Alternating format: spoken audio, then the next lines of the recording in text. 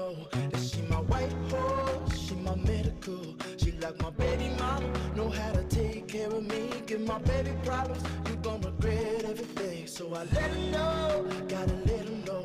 Came through the front door, I'll be ready for her. And if it's what you want, I'ma give it to you.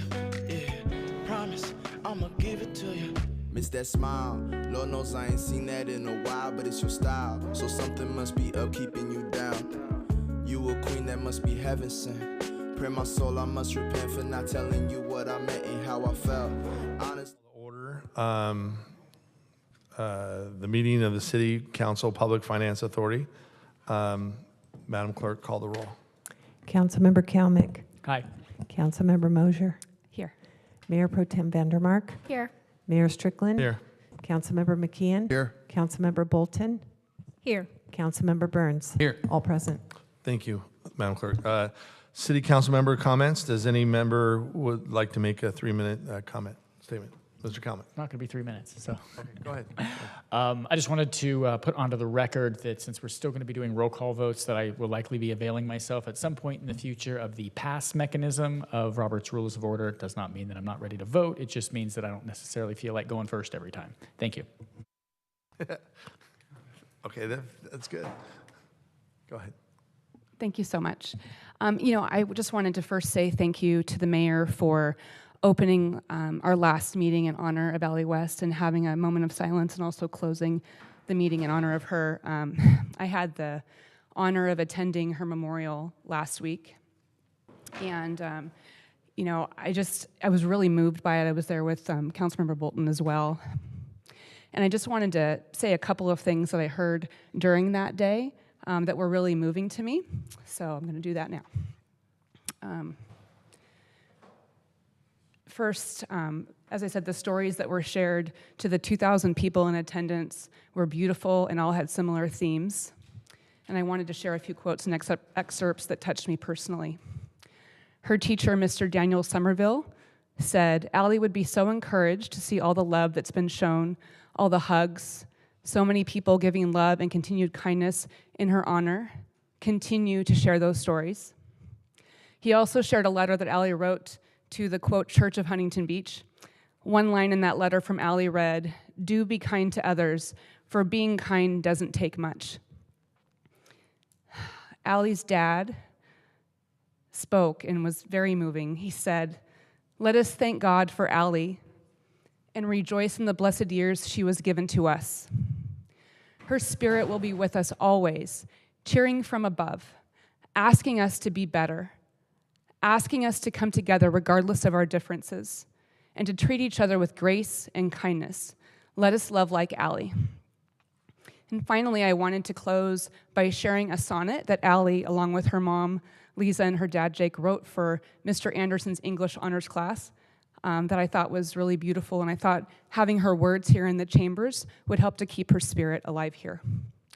It's called "What is a Home?" A typical home is all furnished, real. You're safe and stable, worries not in sight.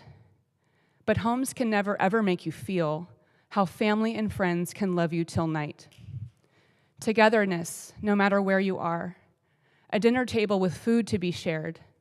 Bring laughter and joy to those near or far while eating the feast that is being prepared. Homes are not always four walls and a roof. It's anywhere loved ones secure a bond, and family provide us with the proof that a home with love goes far and beyond. Whenever I'm told now to go home, I'll go with my fam, wherever they roam. So let's continue to honor Allie's life, a life that many are calling the glue. She just made everybody stick together by loving like Allie. Thank you. Any other members? Yeah, Mr. Burns? I believe it's 18 years ago today that the post-133 of the American Legion, more than 18 years, but they requested the city, when the pavilion was built at the pier, that they requested that there would be flagpoles. The city said no at first, but they said you can put them up. So this American Legion post-133 raised the money. I think the commandant was Robert Johnson. He was on CPAB at the time. And they raised the money and put the flag up. 18 years ago, they put the poles up and they had the ceremony. And they provided all the flags until just a couple of years ago, I believe, 2-3 years ago. So just a little history, which I thought was cool. Great. Any other comments from members? Seeing none. City Clerk, do we have any supplemental communications? Not for this portion of the meeting, no. Thank you. Public comments. City Clerk, do we have anyone signed up to speak at this moment? No, we don't. Okay, we can move on. So,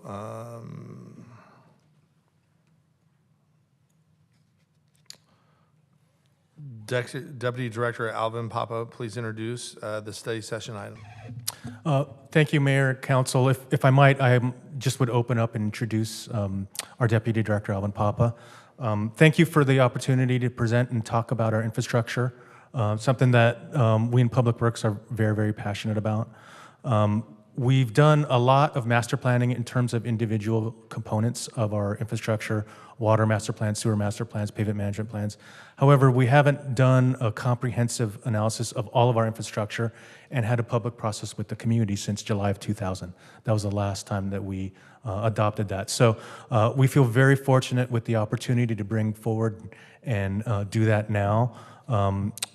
A study session was held in October of last year, and so really what we're hoping to do tonight is to continue the momentum in terms of our infrastructure analysis. We have a very brief and short presentation tonight to do that, and that's going to be made by our Deputy Director, Alvin Papa. So, Alvin, take it away, please. All right, thank you, Sean. Good afternoon, Honorable Mayor, members of City Council. My name is Alvin Papa. I serve as the Deputy Director of Public Works here in Huntington Beach, managing primarily the Utilities Division. I'll be giving you a brief update with regards to the infrastructure report card effort here in Huntington Beach. This was last presented to City Council on October 18th. I'll be giving you a brief presentation, so I'll be covering, what is the report card, why do we need it, and what the process is moving forward, and the next steps.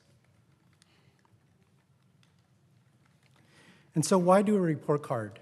Well, as Sean mentioned, the last time we did a comprehensive assessment was back in 2000, so that was over 20 years ago. Since then, we've conducted several master planning efforts. For example, the water and sewer master plan, the pavement management master plan, facilities condition assessment. And so while it's great that we put these documents together, they weren't performed comprehensively, overlooking all the different overlaps with all the city priorities and needs all at once. And so traditionally in this city, we've spent about $25 million annually on capital improvements per year.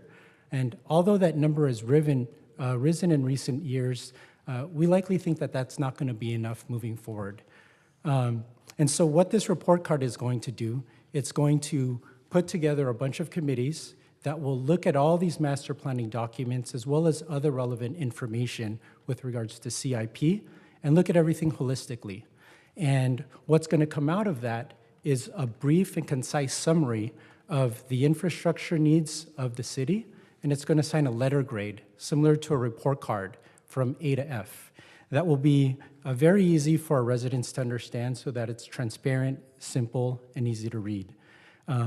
So the benefits are that it will help us understand the state of our infrastructure right now, especially for that infrastructure that we can't see, that's either underground or underwater, and it will help us plan for the future. It will serve as a communication tool to our public, and then will also serve as a tool that you as policymakers and decision makers to help make database decisions with regards to our infrastructure moving forward.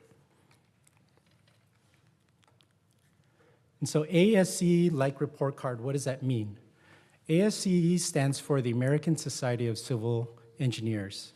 It's a national organization comprised of professionals, primarily civil engineers throughout America. The report card that they've developed is they've put together a methodology that they employ every 4 years that looks at infrastructure based on key criteria. It's impartial, and it makes it so that they can identify the needs of our infrastructure quite simply in this concise letter grade. They use this tool and this report so that when they need to they need to express the needs of our infrastructure on a federal level, say in Washington or at a state level. They're able to do that and help advocate for investments in that type of infrastructure. And so we've taken this process and we've modified it to serve us here in Huntington Beach. And so the infrastructure investment process will be performed in 2 phases. What you see up on the screen is phase 1. And quite simply, it's the typical ASC process where we put together a couple of committees, and those committees will look and gather at all the data that we have, analyze it, help assign a score, and then put together this comprehensive report. As part of phase 2, which is not shown above, but what we propose to do once phase 1 is complete here in Huntington Beach, is put together a way of prioritizing and planning for future CIP projects and identifying funding options and ways that we can move forward. We have a consultant selected. That consultant is Remy Candale. He currently serves as the ASC Vice President, so he'll be helping us move this process forward. He will be helping us identify the public outreach strategy. He'll be helping us coordinate the meetings, having minutes, and helping finalize the report. He'll be supported by 2 consultants or 2 sub-consultants. Circle Point will be helping with public outreach and communications, and David Tausig and Associates, should we move forward with phase 2, will help us with the financials. This slide, this is basically the meat and potatoes of the effort. This is the committee structure. So what you see above are 7 different committees. At the top level in gray is the executive committee. They'll be consisting of the mayor, the city manager, the public works director, and the ASC president. Their responsibility is to oversee the entire effort and help guide this effort. Below that, you have 5 technical committees and the Outreach and Communications Committee. So the responsibility of the technical committee is they're the group that's going to gather the data and assign the letter grade. Those groups are going to be comprised of 3 members. You'll have an industry professional that's knowledgeable in that area of study. We'll have a staff member on staff here at the City of Huntington Beach, and then we'll also have a community member that's going to be selected by the executive committee. So up there you'll see a couple of categories in green. Those categories are categories that are included in the original ASC standard processes. We've excluded some ASC processes that aren't relevant here in our city, such as airports, rails, and ports, just to give an example of a couple. You see 4 blue boxes up there. Those are custom categories that we added that we felt would be beneficial to add to this report to better serve Huntington Beach. And then lastly, we have the Outreach and Communications Committee. This is probably the most important committee in this group. This is going to be the group whose responsibility is disseminating information to the public. And to be able to build this group, we're going to be asking council members, each one of you, to propose 15 members of the community that you think would be best best equipped to help provide this information to the public. In addition to that, we're also looking for a public outreach contact who's going to serve as the main person that's going to work with our graphic designer, that's going to help execute the public outreach strategy, and then lastly, also respond to any media inquiries. And so with that, really the focus of this effort is we really want City Council to start thinking about those 15 members they'd like to participate on this outreach committee. Shortly we'll be circling back with additional information with regards to this effort, information that you'll be able to share with members that you propose, so that when we decide to move forward with this effort, we'll all be better prepared to move forward. Currently, we plan on kicking off this effort in April, so we'll be circling back with all of you by the end of March to gather names. We do have a preliminary list of some people that have shown some initial interest in being part of this effort. If it is the will of the council, we'd be open to sharing that list with you. And with that, that concludes my presentation. Thank you for the opportunity, and Sean and I are here to answer any questions you If may I have. might just add one more quick detail. We're super excited about this effort, and we haven't found another city in California that's done it. It's mostly been another city. It's mostly been counties in the state that have done it. And the team that we've selected is the team that prepared that report card for the County of Orange. So they're very experienced in this effort. So thank you very much. Well, speaking for myself, I would love to see the names of people who've already kind of requested that they would like to be involved. That'd be very helpful, I think, for the whole council. Speaking for myself. Yes, sir, we can do that. We'll send that shortly. Is it 15 total members? No, 15 each. 15 each. 15 for each council person. How long of a commitment will it be? That way when we talk to them, will it be a few months, a year, or Yeah, it's Well, approximately 1 year. for the same 15 people that will sit on this the whole time? I believe it will be 106 people. I Yeah, think, the I think our 50 city people manager would- told us we had 9 months. Yeah. If it's 9 months, what's the time commitment? Is it once a month? Is it once every other? So there'd be reoccurring meetings. The time commitment isn't that heavy. The technical committees will present findings to the outreach committee. So it's sitting through and receiving those presentations and then reading the materials so that they can express that to their neighbors and friends and colleagues and other people in the city. It would be helpful to have some type of a little bit more specific amount of time just as we speak with people so they can make sure that they can actually commit to that. I think this is wonderful. I know we've made a lot of decisions over the last couple of years that are evidence-based, but maybe we don't have all of the information. And then to be able to make more broad decisions as we look to the future and actually have the information to support that would be, I think everybody would say would be very helpful. So I appreciate that. I'm looking forward to it. I have a question also. Go ahead. So I appreciate this effort, Mr. Crumby. I think that very few people have walked through City Hall and not seen the hoses and things hanging from the ceiling because we recognize that the buildings are aging. So I do think that it's the right time to take a look at our major pieces of infrastructure. So I'm understand from what you're describing that you'll get back to us with more information. Will that include any relevant information on qualifications or preferred qualifications of the people who would sit on the So committee? we'll send out a whole packet with all of that information in it. Thank you. Any other questions from members? I think it's a fantastic program. Thank you for bringing it to the council. Thank you. Okay, members, we're going to close session now.